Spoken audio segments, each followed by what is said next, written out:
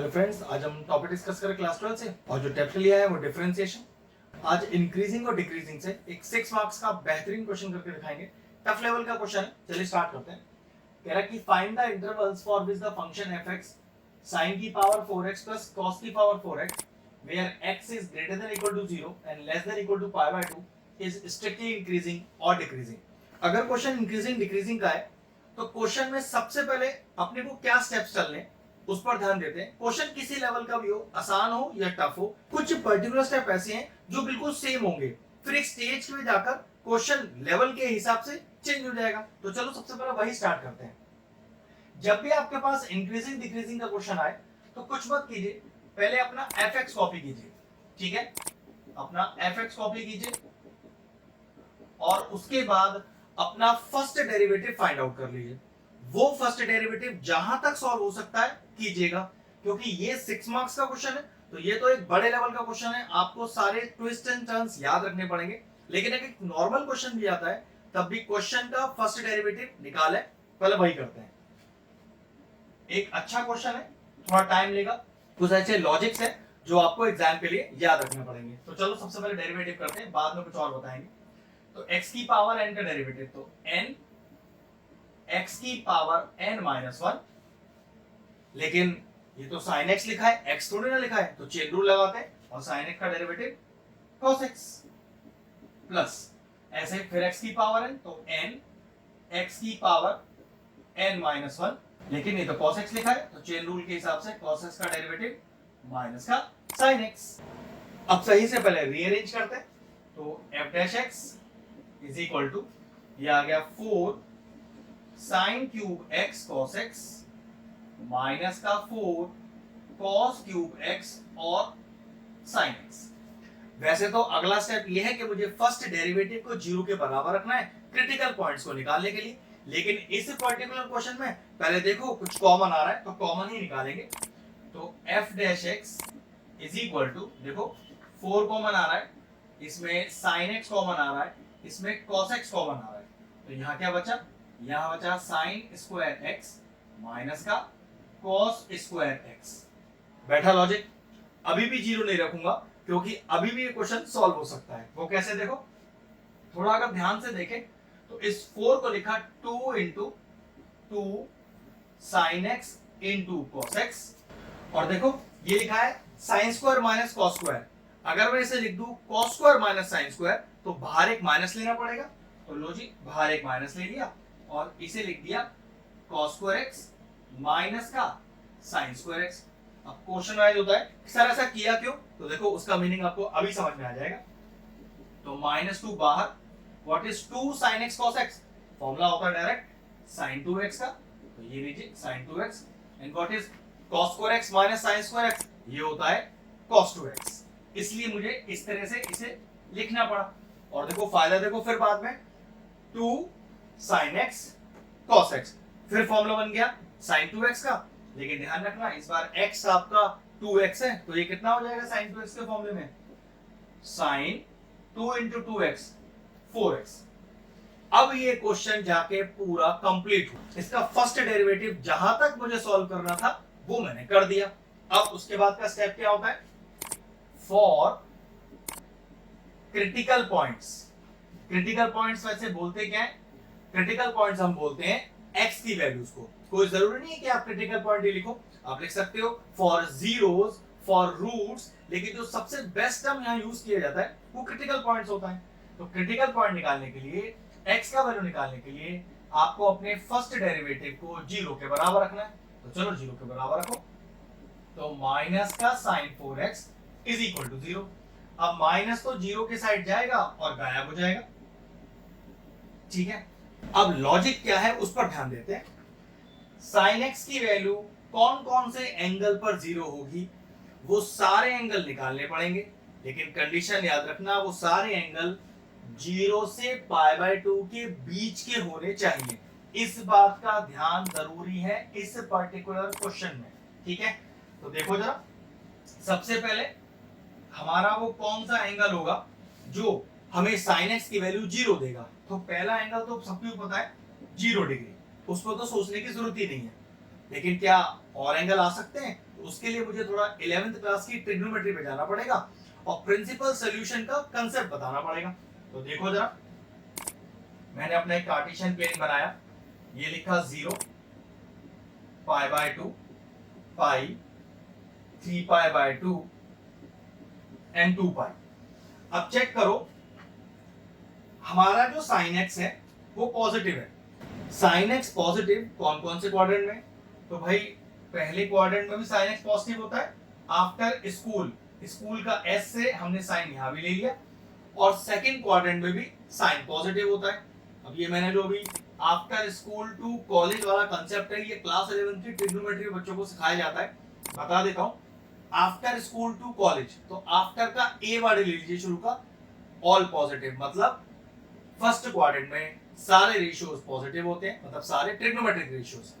After school, school का S ले लीजिए, साइन थीटा और उसका reverse cosec theta second quadrant में पॉजिटिव होते हैं। आफ्टर स्कूल टू का टी ले लीजिए, tan थीटा और उसका रिवर्स cot थीटा पॉजिटिव होते हैं थर्ड क्वाड्रेंट में। After school to college, college का सी ले लीजिए, तो cos थीटा और उसका reverse sec theta fourth quadrant में पॉजिटिव होते हैं, और सारे रेशियोज उन पर्टिकुलर क्वाड्रेंट्स में नेगेटिव हो जाएंगे। तो पता चला sin x फर्स्ट क्वाड्रेंट और सेकंड क्वाड्रेंट में रहेगा हमेशा पॉजिटिव। तो एक जीरो तो हमारे पास आ गया। दूसरा एंगल देखिए, एक चीज और, अगर मैं इस लाइन पर मतलब x एक्सिस पर जब भी लाई करता हूं, मेरा रेशियो कभी भी चेंज नहीं होता। कहने का मतलब है, अगर मैं लिखूं साइन पाई माइनस, जो पहला मेरा एंगल आ चुका है उसे, अब साइन पाई माइनस ही क्यों लिखा? भाई पाई में से कुछ माइनस करोगे तो सेकंड क्वाड्रेंट में आ जाओगे ना। सेकंड क्वाड्रेंट साइन के लिए पॉजिटिव होता है, और देखो हमारे पास यहाँ साइन की वैल्यू पॉजिटिव ही है, इसलिए मैंने ऐसा किया। मान लेते हैं कि साइन यहां पॉजिटिव होता, सिंपल सी बात है, तो मैं क्या करता, पाई में ऐड करता इस जीरो को। हमेशा ध्यान रखना है कि क्वाड्रेंट के हिसाब से आपको अपना प्रिंसिपल सॉल्यूशन निकालना है। ये प्रिंसिपल सॉल्यूशन वाला कंसेप्ट क्लास 11 ट्रिग्नोमेट्री में सिखाया जाता है। आप हमारे चैनल की प्लेलिस्ट में जाकर ये जो मैं चेंज ओवर कर रहा हूं एंगल्स का, उसे जाके सीख सकते हैं। क्लास 11 की प्लेलिस्ट की ट्रिग्नोमेट्री की सेपरेट प्लेलिस्ट बनी हुई है, बहुत बढ़िया तरीके से कंसेप्ट सिखाया हुआ है। अगर ये कंसेप्ट आपको नहीं पता है तो वो प्लेलिस्ट आप जाके चेक कर लीजिए। हम क्वेश्चन आगे करते हैं। अब साइन पाई माइनस जीरो, तो साइन पाई मैंने कहा था ना, अगर एक्स एक्सिस मतलब पाई हो, 2 पाई हो या जीरो हो, आपका ये रेशियो चेंज नहीं होगा, आंसर साइन जीरो ही आएगा, और साइन जीरो जीरो ही होता है। हमें वैल्यू जीरो ही चाहिए थी, तो कंफर्म हो गया कि ये जो एंगल है पाई माइनस जीरो, ये भी आपका क्या है, अगला प्रिंसिपल सॉल्यूशन है, अगले एक्स की वैल्यू है। लेकिन प्रॉब्लम ये है, आप तो सर कह रहे थे कि वैल्यू पाई बाय 2 से छोटी होनी चाहिए, जबकि आपने तो पाई लिख दिया। बिल्कुल मैंने पाई लिख दिया, लेकिन जरा कंसेप्ट देखना, ये जो पाई निकाला है ये 4x की वैल्यू निकाली है, x की नहीं। यहां पर वो कह रहा है कि x छोटा होना चाहिए पाई बाय 2 से, मैंने तो 4x की वैल्यू पाई निकाली है। तो देखो x कितना हो गया, x इज इक्वल टू ये वाला 4 एक बार जीरो के नीचे और एक बार पाई के नीचे, तो 0/4 तो फिर जीरो हो गया, और ये पाई बाय 4 हो गया। पाई बाय 4 होता है 45 डिग्री, मैंने कहा था ना 90 डिग्री से छोटा x होना चाहिए, तो देखो 90 डिग्री से छोटा x आ गया। तो ये तो वो प्रिंसिपल सॉल्यूशन थे जो इस पर्टिकुलर स्टेप में हमारे साइन को सेटिस्फाई कर रहे हैं। अब बनाते हैं अपनी नंबर लाइन। उस नंबर लाइन पे सारी x की वैल्यू जो रूट्स हैं, जो क्रिटिकल पॉइंट्स हैं, उन्हें प्लॉट करते हैं। तो देखो 2 पॉइंट तो क्वेश्चन में गिवन है, एक 0 और एक पाई बाय 2। तो ध्यान रखना इसमें लेस देन इक्वल टू दिया है, और इक्वल टू को दिखाने के लिए ये जो पॉइंट है इसका गोला भर दिया जाता है। और मान लीजिए अगर यहाँ पर इक्वल टू नहीं होता तो ये गोला मैं खाली बनाता, एम्प्टी बनाता, ठीक है। तो 2 पॉइंट तो क्वेश्चन में ही है, 2 पॉइंट हमने निकाले, लेकिन ये 0 तो ऑलरेडी मैच कर गया, तो इसको तो प्लॉट करने की जरूरत है नहीं, बस इस पाई बाय 4 को कर देते हैं। अब पाई बाय 4 मतलब 45 डिग्री, जो 0 से 90 के बीच में ही आएगा। तो ये लीजिए अपने तीनों क्रिटिकल पॉइंट प्लॉट हो गए। मान लीजिए और क्रिटिकल पॉइंट आ रहे होते तो वो भी प्लॉट होते, लेकिन वो 0 से पाई बाय 2 के बीच के ही होने चाहिए थे। अगर बाहर जा रहे हैं तो प्लॉट नहीं कर सकते हैं। अब बनाते हैं अपना टेबल और निकालते हैं फाइनल आंसर। तो देखो टेबल कैसे बनेगा। टेबल में सबसे पहले क्या लिखा जाता है, टेबल में सबसे पहले लिखा जाता है इंटरवल्स। इंटरवल कहां से कहां तक है, सबसे पहला इंटरवल है आपका 0 से π/4, लेकिन याद रखना 0 इंक्लूडेड है, π/4 इंक्लूडेड नहीं है।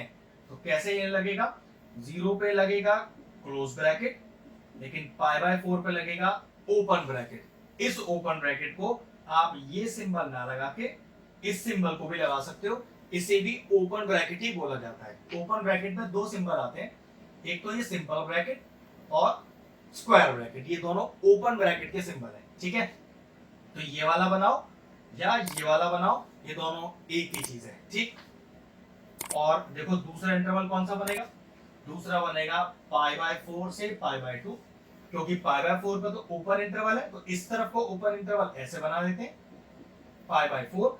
ये सिंबल रख लो, मतलब ये सिंबल रख लो या ये रख लो, ये दोनों ओपन ब्रैकेट को ही रिप्रेजेंट करते हैं, ध्यान रखिएगा।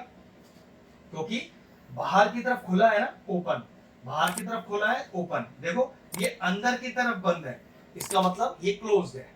अब π/2, भाई π/4 से π/2, लेकिन ये π/2 का तो पूरा भरा हुआ है क्लोज ब्रैकेट, तो क्लोज ब्रैकेट ये लीजिए बंद हो गया। ये है यहाँ पर हमारे ब्रैकेट्स की कहानी। ठीक, अगले स्टेप में टेबल का अगला पार्ट, पहले इंटरवल्स, फिर अगला पार्ट f'(x), और क्या था हमारा f'(x), वो था माइनस का sin 4x। अब कैसे पता चलेगा कि भाई हमारा f'(x) कौन से इंटरवल पर पॉजिटिव है या नेगेटिव, तो बहुत आसान है। पहला इंटरवल लेते हैं 0 से π/4, 0 से π/4, बीच की कोई सी वैल्यू ले लो, मतलब 0 से 45 के बीच में, मान लो 30 डिग्री ले लेते हैं, 30 डिग्री, और 30 डिग्री को इस x में पुट करते हैं। तो देखो जरा ध्यान से, माइनस का साइन 4 × 30, ये चेक आप रफ में करना, दिखाने का जरूरत नहीं है आपको, तो डायरेक्टली सिंबल लिखना है, क्योंकि 12th क्लास में तो इस तरह का आपको ट्रिग्नोमेट्री दिखाने का वहां जरूरत नहीं पड़ेगा, फटाफट से आप इसे कर सकते हैं। तो माइनस का साइन 120 डिग्री, अब 120 डिग्री को लिख कैसे सकते हैं, 90 + 30। अब ये वाला एंगल देखो 90 डिग्री, शुरू में मैंने क्या बताया था कि अगर ये वाला एंगल एक्स एक्सिस पर लाई करता है तो रेशियो चेंज नहीं होता, लेकिन ये तो 90 डिग्री लिखा है, और जरा देखना 90 डिग्री कहाँ आता है भाई, वो तो वाई एक्सिस पे आता है, तो ये जो रेशियो है वो तो चेंज होगा। तो माइनस तो बाहर रखे, उससे तो कोई मतलब ही नहीं है, रेशियो चेंज क्या होगा, साइन बन जाएगा cos 30 डिग्री। अब अभी तो आपने 90 डिग्री वाली कहानी से अपना रेशियो चेंज किया है, 90 में कुछ जुड़ भी तो रहा है, तो देखो 90 में कुछ जोड़ोगे तो सेकंड क्वाड्रेंट, और क्या बताया था सेकंड क्वाड्रेंट साइन के लिए पॉजिटिव होता है, आपने साइन को ही चेंज किया है तो पॉजिटिव ही रहेगा, बाहर के नेगेटिव साइन से हमें कोई मतलब नहीं है। तो कितना वैल्यू आ गया, cos 30 होता है √3/2, माइनस बाहर लगा है तो माइनस का √3/2। ध्यान रखना ये टेबल हमने इस वैल्यू को निकालने के लिए नहीं बनाया, हमने तो इस साइन को चेक करने के लिए बनाया है। अगर मैं 0 से 45 डिग्री के बीच में किसी भी एंगल को अपने f'(x) में डालता हूं तो वो मुझे पॉजिटिव वैल्यू देगा या नेगेटिव, ये चेक करना है बस। पता चला नेगेटिव देगा, तो ये लीजिए मैंने यहाँ नेगेटिव सिंबल लगा लिया। अब क्योंकि नियम तो ये कहता है कि ये साइन हमेशा ऑल्टरनेट चलते हैं, माइनस आ गया ना तो गारंटी है कि यहाँ प्लस ही आना है, लेकिन कंफर्मेशन के लिए इसे चेक जरूर कर लीजिएगा। चलो फिर चेक करते हैं, π/4 से π/2 मतलब 45 से 90 डिग्री के बीच में, हाँ बिल्कुल 60 डिग्री ले सकते हैं, तो चलो अपने x में 60 रखते हैं इस बार। तो माइनस का साइन 4 × 60, तो माइनस का साइन 240, 240 को स्प्लिट करो, माइनस का साइन 180 + 60। अब चेक करो ये 180, ये तो x एक्सिस पे आ रहा है, तो कंफर्म हो गया कि रेशियो चेंज तो होगा नहीं, माइनस बाहर रखो उससे कोई मतलब नहीं है, रेशियो चेंज नहीं होगा, तो आंसर तो साइन 60 आ जाएगा। लेकिन ध्यान रखना ये 180 सिर्फ ये बताता है कि रेशियो चेंज होगा कि नहीं, साइन चेंज होगा कि नहीं होगा वो प्लस का 60 बताएगा। अगर 180 पे आप खड़े हो यहाँ पर और प्लस 60 कर रहे हो तो प्लस करोगे हल्का सा भी तो थर्ड क्वाड्रेंट में आ जाओगे, और थर्ड क्वाड्रेंट में शुरू में क्या बताया था, आफ्टर स्कूल 2 10 का कॉलम है, आपने साइन को चेंज किया है तो पक्की बात एक नेगेटिव साइन आएगा अंदर, तो माइनस का साइन 60, माइनस माइनस पॉजिटिव हो गया, तो साइन 60, और साइन 60 होता है √3/2। मैंने अभी क्या बताया था, हम यहां पर ये टेबल इस वैल्यू को निकालने के लिए नहीं बना रहे, साइन चेक कर रहे हैं। √3/2 पॉजिटिव है तो पक्की बात यहाँ पॉजिटिव ही आना है, तो ये बात तो मैंने कह ही दिया था, क्योंकि पहला साइन नेगेटिव आ चुका है तो ये साइन सारे ऑल्टरनेट चलते हैं। अगर एग्जाम टाइम पे आप पे बहुत ज्यादा टाइम ना हो चेक करने का तो एक साइन चेक करके और सारे साइनों को ऑल्टरनेट कर देना। मान लीजिए 2 इंटरवल और होते तो चेक करने का जरूरत ही नहीं है, अगर पहला माइनस आ गया तो प्लस, फिर माइनस, फिर प्लस, फिर माइनस, फिर प्लस, फिर माइनस, ऐसे ही चलता है हमेशा। अब टेबल का अगला हिस्सा उसको बोलते हैं ऑर्डर। नेगेटिव आ रहा है ना, तो ये तो कंफर्म है कि डिक्रीजिंग है, लेकिन प्रॉब्लम है क्वेश्चन में तो लिखा है स्ट्रिक्टली डिक्रीजिंग है। स्ट्रिक्टली डिक्रीजिंग का मतलब है कि आप इन दोनों बाउंड्री वैल्यूज को यूज नहीं कर सकते हो, इनकी बीच की वैल्यू डाल के आंसर आना चाहिए। तो हमने चेक तो बीच की वैल्यू डाल के ही किया है ना, तो कुछ करने का जरूरत नहीं है, डायरेक्टली लिख दीजिए स्ट्रिक्टली डिक्रीजिंग।